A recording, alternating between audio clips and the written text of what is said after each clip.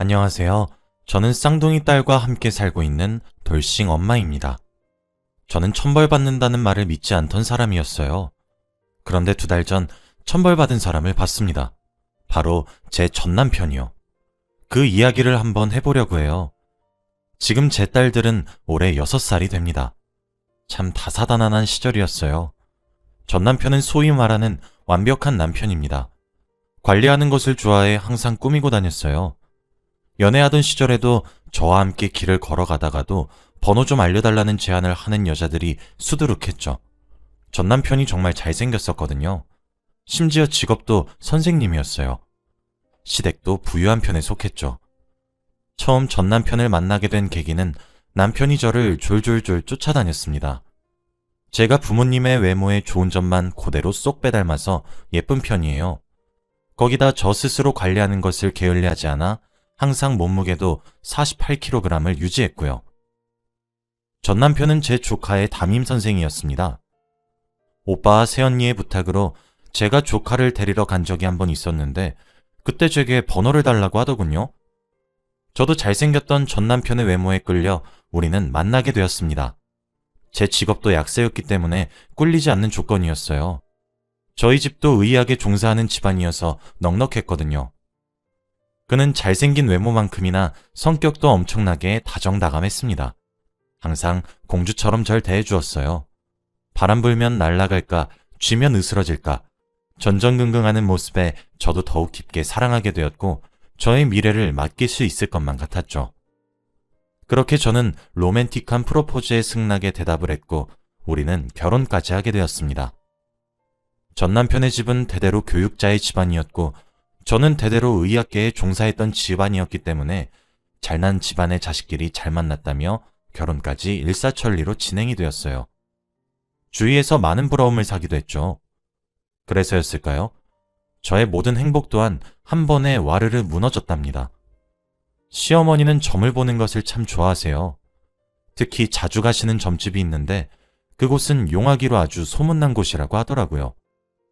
인사를 드렸을 때까지만 해도 저를 2팔 벌려 환영해 주셨는데 점을 한번 보고 오시더니 저희 결혼을 반대하시더라고요. 무당이 그랬는데 저와 남편을 합친 사주에 남편에게는 자식복이 없대요. 시어머니는 그 말을 들으시고는 저희 결혼을 결사반대하시고 알아놓으시기도 하고 눈물을 흘리기도 하셨습니다. 그런 모습에도 불구하고 남편은 꿋꿋이 저와 결혼을 강행했고 그 모습에 이 사람은 나를 끝까지 지켜줄 사람이구나 라는 멍청한 생각을 하기도 했습니다. 시어머니는 결혼 후에도 저를 참 많이 괴롭히셨어요. 특히 아들을 낳으라고 온갖 핍박을 퍼부으셨죠. 다행스레 시아버지께서 참 좋으신 분이셨고 전 남편도 그런 부분에서는 칼같이 잘라줬습니다. 처음에는 무당 말대로였는지 아이를 먼저 떠나보내게 되었어요. 시어머니는 그때 거 봐라. 내가 뭘 했냐? 자식복이 없다고 하지 않았냐? 아이고 하며 통곡하셨죠. 저는 마음에 커다란 상처를 입었어요. 그 이후로도 2번 더 아이를 잃었습니다. 그러다 4번째 축복이 찾아오게 되었을 때 지금의 쌍둥이를 낳게 되었어요. 어여쁜 딸 쌍둥이였죠. 시어머니는 아주 가진 고생을 해서 애를 뵌 게 고작 쌍둥이 딸? 기가 찬다 기가 차 라며 빈정거리셨어요. 시아버지와 전 남편은 중간에서 중재를 잘해주었지만 전부 차단되진 않았거든요. 이번에는 아이들을 잘 지켜 무사히 출산을 하게 되었어요. 그래도 막상 아이들을 낳고 보니 시어머니는 애들은 참 예뻐하시더라고요. 틱틱거리면서도 좋아해 주셨습니다. 왜냐하면 전 남편과 저의 예쁜 부분만 쏙쏙 골라 닮아서 진짜 예뻤거든요. 키즈 모델 제의도 들어올 정도였으니까요. 그래도 시어머니는 아들도 하나 낳으라고 압박을 점점 하셨습니다. 그런데 정말 용한 무당이라던 그 사람의 말이 맞았던 건지 잦은 유산과 무리한 출산으로 인해 제 몸은 더 이상 임신하기 어려운 상태라고 하더라고요. 이제 산모에게 무리가 갈 것이 뻔하기 때문에 남편에게 수술을 권했어요. 이 소식을 듣고 시어머니는 쓰러지기까지 했습니다. 그래도 어쩌겠나요? 이뻐 죽겠는 손녀 둘을 보며 사셔야죠. 그래서 전 남편은 비뇨기과를 찾아 수술을 받게 되었어요. 저는 약사라 아무래도 제 취업이 쉬웠기 때문에 일을 정리하고 집에서 쌍둥이를 커버했죠. 진짜 전쟁과도 같았습니다. 사실 신생아 둘을 혼자 보는 건 정말 힘이 드는 일이에요. 잠깐 한눈을 팔았다간 아이가 위험해질 수도 있고 정말 온갖 사고들이 많이 일어났거든요. 둘을 재우는 건 또 어떻고요? 전 거의 잠도 자지 못하고 좀비처럼 살았습니다. 전 남편은 물론 가정적인 사람이었기 때문에 육아를 정말 많이 도와주었지만 그래도 힘든 건 변함없더라고요. 꾸미는 것을 좋아했던 저는 아이들이 얼굴을 부비는 것을 좋아해 화장도 하지 못하게 되었고 매번 손톱에다가 예쁜 스톤을 달며 한껏 꾸몄었던 것도 짧게 자르게 되었죠. 우울증이 올 것 같았지만 너무 힘드니까 우울할 새도 없었습니다. 그리고 아이들이 누워서 동시에 방긋방긋 웃는 모습을 보고 있으면 또 거기서 얻는 보람도 엄청나게 컸거든요. 그렇게 제가 관리하지 않았기 때문일까요? 아니면 뭔가 다른 문제가 있었던 걸까요? 완벽하다고 생각했던 제 가정은 정말 순식간에 무너졌습니다. 아이들의 돌이 지나고 2살이 되던 무렵 집으로 젊은 여자가 저를 찾아왔더군요. 누구냐고 묻는 말에 전 남편의 이름을 말하며 만나고 있는 사이라고 말을 했습니다. 아주 당당하게요. 그러면서 제게 이혼을 요구했죠. 일단 집 안으로 들여 지금 무슨 무례한 소리를 하는 거냐고 하니 저를 비웃듯이 바라보며 풋하며 비웃더군요. 언니, 오빠가 왜 나를 만나는 건가 싶었는데 언니가 이러고 있으니까 저를 만나죠. 라면서요. 두 돌이 되면서 쌍둥이들이 활발해졌고 저는 여전히 육아전쟁을 하고 있었습니다. 그날따라 목이 늘어난 뒤에 무릎이 튀어나온 추리닝까지. 남편의 상간녀를 만나기엔 초라한 행색이었죠. 그 여자는 화를 내고 있는 절 예상이라도 했다는 듯 가방에서 미리 준비한 듯한 자료들을 꺼내더군요. 꺼내서 들이민 사진들에는 다정한 모습에 2사람이 찍혀 있었습니다. 오래된 커플들이나 하는 포즈를 하는 사진, 둘이 함께 커플룩을 입고 찍은 사진 등등 진짜 커플 같은 모습을 하고 있는 사진들이 있었죠. 그 뒤로 수없이 주고받은 메시지들의 내용도 참 사랑한다는 말로 가득하더군요. 그 여자가 제게 그러더라고요. 언니, 오빠는 언니랑 이혼하고 저랑 살고 싶다 하던데 이제 그만 헤어져 주세요. 라면서요. 그러곤 유유히 집을 나갔습니다. 머리채라도 한번 뽑지 못한 것이 후회가 되네요. 남편에게 퍼부으려고 전화번호를 눌렀다 지웠다 1000번쯤 고민했습니다. 근데 오히려 변명할 시간만 주는 것 같아 퇴근하고 돌아오기를 기다렸어요. 불 꺼진 거실에 홀로 앉아서 말입니다. 효녀인 딸들은 마침 또 잠을 자고 있어서 참 고마웠습니다. 아무런 일도 없이 평소와 다를 바 없이 여보 저 왔어요 라고 들어오는 남편에게 제가 그 여자에게 받았던 사진과 메시지 등등 모든 것을 얼굴을 향해 집어던졌습니다. 남편은 처음에 깜짝 놀라서 왜 그러냐고 물었어요. 직접 주워서 봐 라고 나지막하게 깔린 목소리에 남편은 사진을 주었고 보더군요. 참 사색으로 변하고 있는 남편의 표정을 보니 믿기 싫어도 믿을 수밖에 없었습니다. 저는 남편이 선생님이니까 술, 담배도 하지 않는 사람이었고 항상 가정에 충실해서 하는 취미라고는 운동 정도가 전부인 사람이라 바람 피울 사람도 아니고 그럴 깜냥도 없는 사람이라고 철석같이 믿고 있었어요. 그런데 세상에 그런 배신도 따로 없더라고요. 그 이후 이어지는 남편의 고백에 뭔가 무너지는 것 같은 느낌이었습니다. 언제부터였냐는 제 물음에 남편은 무릎을 꿇고 미안하다고 했어요. 그날 저도 울고 남편도 울었네요. 교생으로 온 학생이었는데 자기에게 호감을 보여서 순간적으로 혹했었대요. 그리고 호기심도 생겼다고요. 어린 여자가 자기에게 그렇게 다가오는 모습이 신기하고 귀여웠다고 합니다. 그래서 한 번씩 만나서 술 한 잔이나 밥 한 끼 정도만 사줬대요. 친한 선배 개념이라고 합니다. 하늘에 맹세코 저를 배신하지 않았대요.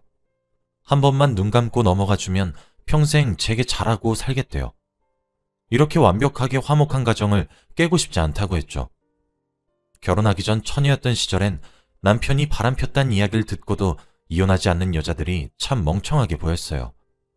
근데 막상 그게 제 상황이 되니까 남편의 변명이 너무나 믿고 싶었고, 제가 한번 눈을 감으면 가정에 평화가 찾아올 것 같더라고요. 울면서 비는 걸 보고 있으니까 참 여러 마음이 들었습니다. 저는 멍청했죠. 그렇게 한 달 동안 남편은 저를 보면 빌고 전 남편을 보면 울고 소리 지르는 상황이 반복되었습니다. 고작 한 달이었어요. 한 달 후 그 여자가 다시 한 번 더 우리 집에 찾아왔어요. 당당하게 이혼을 요구하면서 저보고 뭘 했는지 아시나요? 제 남편의 아들을 가졌으니 이혼해달라며 말 같지도 않는 소리를 하더군요. 저는 그럼 우리 쌍둥이들에게서 아빠를 뺏어가겠다는 건 잘하는 짓인가요? 라며 쏘아붙였죠. 한창 싸우기 직전까지 분위기가 고조되었었는데 마침 남편이 집으로 들어왔습니다. 그 여자가 저희 집 도착하기 직전에 연락을 했나 보더라고요. 참나, 엊그제까지만 해도 잘못했다고 빌던 사람이 아들이라는 소리를 듣자 저보고 뻔뻔스럽게 이혼을 요구했어요. 남편은 몸을 조심히 해야 한다며 그 여자를 돌려보냈습니다. 그러고는 제게 무릎을 꿇고 이혼하자고 했죠. 미안하다. 내가 진짜 너랑 우리 애들한테 죽을 죄를 짓고 있는 거 알아. 그런데 내 아들을 가졌다고 하잖아. 당신도 알지? 우리 엄마가 아들 노래 불렀던 거 말이야. 그리고 당신은 친정도 잘 살잖아. 나 없어도 우리 애들 당신은 잘 기를 수 있는 환경이 되잖아. 그런데 저 사람은 아니야. 내가 도와주지 않으면 분명 어떤 선택을 할지 모르는 사람이야. 어떻게 내 새끼를 가졌다는데, 심지어 아들이라는데 그 꼴을 내가 어떻게 봐? 어? 제발 이혼해줘. 이 집 당신 명의로 돌려줄게. 매달 양육비도 지급하고 그럴게. 위자료도 돈도 달라는 대로 줄게. 그러니 나랑 이혼하자. 정말 미안해. 울면서 짓거리는 입을 찢어버리고 싶었습니다. 저는 우리 딸들은 어쩔 거야? 네가 그 잘난 아들 선택해서 아빠 되어주겠다고 우리 딸들 버리면 아빠 뺏기는 우리 딸들한테는 어쩔 거냐고 라고 소리치니 아무런 대꾸도 하지 못하고 눈물만 줄줄 흘려대는 모습이 얼마나 가증스러웠는지 몰라요. 저도 알고 있었습니다. 그 여자가 들이민 사진 속 남자가 제 남편이고 다정한 연인놀이를 했단 사실 모두 뼈저리게 잘 알고 있었지만 제가 딸들을 위해 모른 척이 하고 싶었던 거예요. 고작 집 하나 주면서 생색을 내려고 하는 것도 어이가 없고 아는 오빠 동생 사이일 뿐이고 한사코 저를 배신하는 짓을 한 적 없다는 가짠치도 않은 변명에 속아 넘어가줬더니 이제 와선 세상에 둘도 없는 로맨스 드라마를 찍고 앉아있는 꼴을 보니까 가증스럽더군요. 아주 둘이서 로미오와 줄리엣처럼 운명적인 사랑에 빠져 살고 있더군요. 지금 누가 비참한지 구분이 안 갈 정도였습니다. 울 사람이 지금 누군데 지가 뭐라고 피해자인 것 마냥 울고 있는 건지 그 꼴을 보고 있으니까 기가 찼죠. 오만정이 다 떨어졌어요. 시어머니는 이 사실을 알고 얼쑤 신나셔서 한술 더 뜨시더라고요. 저는 이혼이란 걸 제게 맡겨놓은 줄 알았답니다. 하도 당당히 모자가 쌍으로 요구하길래요. 다행스레 제 시아버지는 이성적이고 개념적인 분이셨고 제 앞으로 오피스텔 하나를 따로 주시며 정말 미안하다고 손 꼭 잡고 사과하셨어요.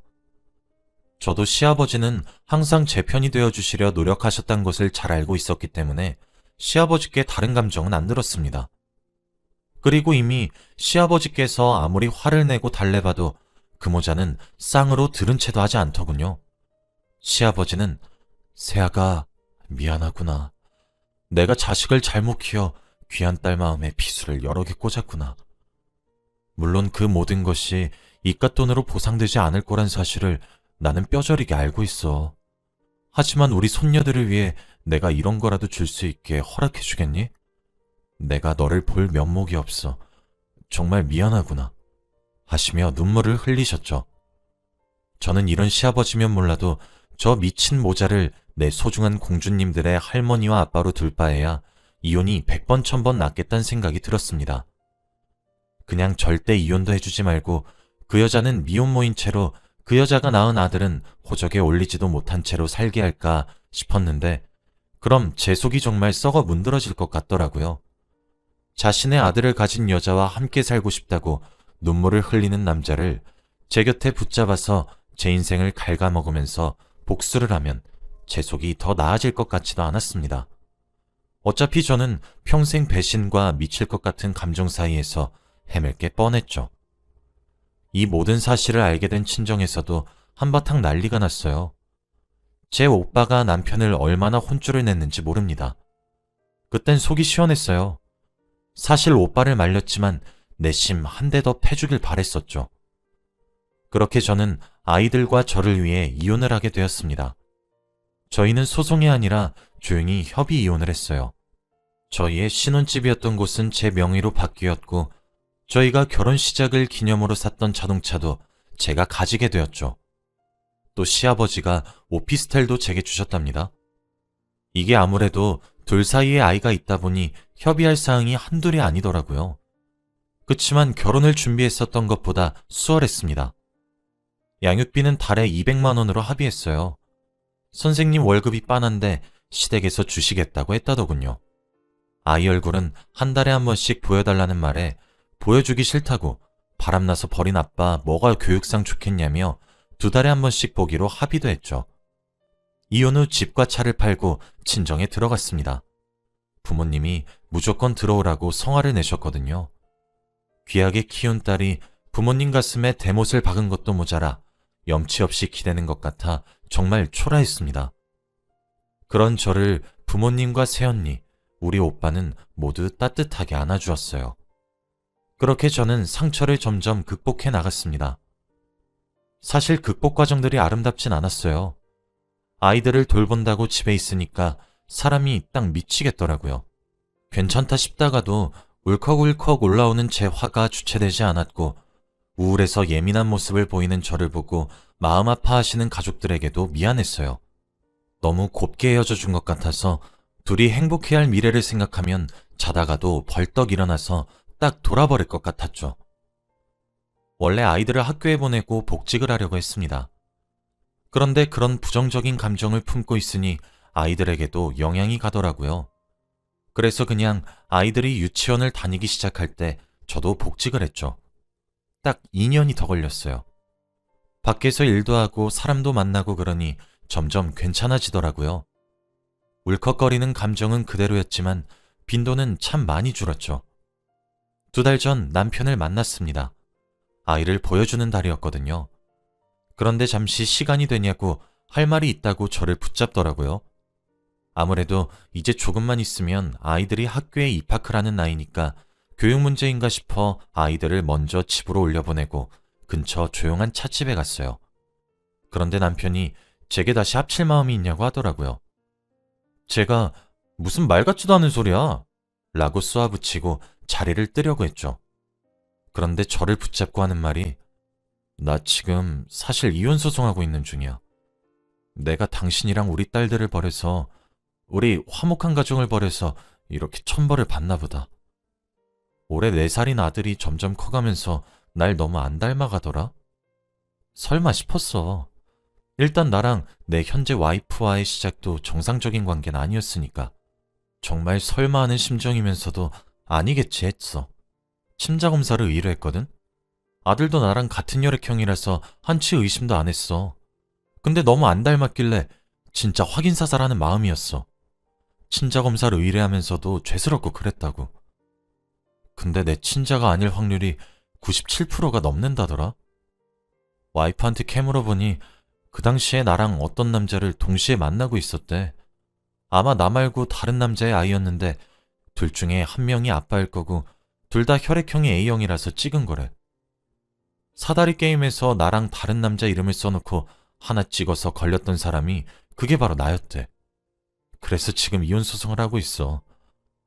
늦었지만 이제라도 당신이랑 다시 한번 합치면 안 될까? 나 진짜 천벌을 받고 있는 것 같아. 미안해. 라며 횡설수설거리면서 줄줄 읊어대는데 솔직히 진짜 웃음이 나더라고요. 저는 웃으면서 답해줬어요. 당신 그게 진짜야? 완전 꼴 좋다. 당신 그거 천벌 받는 거 맞아. 네가 했던 선택의 결과 다 받아들여. 당신은 날 기만한 데다가 나를 버리고 핏덩이 같은 우리 딸들도 버렸어. 나 사실 지금 우리 딸들 만나는 것도 굉장히 마음에 안 들어. 너는 우리 가정 파탄내고 남들처럼 멀쩡히 살 수 있을 것 같았어? 정말 뻔뻔해도 어떻게 이렇게까지 뻔뻔하니? 하, 나 사실 정말 괴로웠거든? 이혼 후에 따라오는 시선이랑 아이들의 양육까지. 어떨 땐 부담스러웠어. 내가 이렇게 힘들어하는 와중에도 당신이 행복한 신혼생활을 생각하면 자다가도 피가 거꾸로 솟았다고. 알아? 양심도 없니? 애초에 네가 내 새끼의 온전하고 화목한 가정 뺏어갔으면서 네가 가진 미래가 행복할 거라고 단정지었어? 와, 그거 알아? 진짜 나 기분이 너무 좋아. 축하해. 천벌받게 해달라고 하늘에 대고 그렇게 빌고 빌었는데 정말 신이 있는 것 같아. 라고 퍼붓고 자리에서 일어났습니다. 남편은 절박한 눈빛으로 일어나는 저를 잡았어요. 저는 절 잡아오는 남편의 손을 뿌리치며 이거 놔! 난 애들 문제 아니면 당신이랑 할 얘기 없어. 애들한테도 재결합 바람 넣지 마. 그땐 내가 진짜 무슨 수를 써서라도 복수해버릴 거니까. 알겠어? 라고 했죠. 그러고 돌아서며 한마디 더 쏘아붙였습니다. 그러고 보니까 시어머니가 우리가 결혼하기 직전에 전 보러 갔던 거 기억나? 그때 우리 사주 합쳐보더니 자식 복이 없다며 결혼 반대하셨잖아. 시어머니한테 꼭 전해드려. 그때 어머님 점을 봐주셨던 무당 정말 용하신 분이라고 내가 감탄했다고 말이야. 라고요. 저는 정말 키득거리면서 집으로 돌아갔습니다. 제가 이렇게 남의 불행을 가지고 행복해할 수 있다는 사실이 참 씁쓸했어요. 세상엔 정말 신이 존재하는 것 같네요. 제 가슴에 구멍을 뚫어놓고 제 부모님 눈에 피눈물을 흘리게 했던 놈이 인생이 풍비박산이 났으니까요. 아직은 저도 아이들을 키우기 위한 천사 같은 인성을 가지고 있진 않나 봅니다. 이젠 정말 몇 년 전에 이혼을 해야 했었던 상처를 전부 훌훌 털어낼 수 있을 것 같아요. 제 사연을 읽어주셔서 감사드립니다. 제 이야기를 읽으신 분들은 저 좀 응원해주세요. 우리 공주님들에게 멋진 엄마가 될 수 있다고 응원 부탁드려요. 오늘도 신께 감사를 드리며 글을 마무리하겠습니다. 오늘 하루도 행복한 하루 되시길 바랍니다. 감사합니다.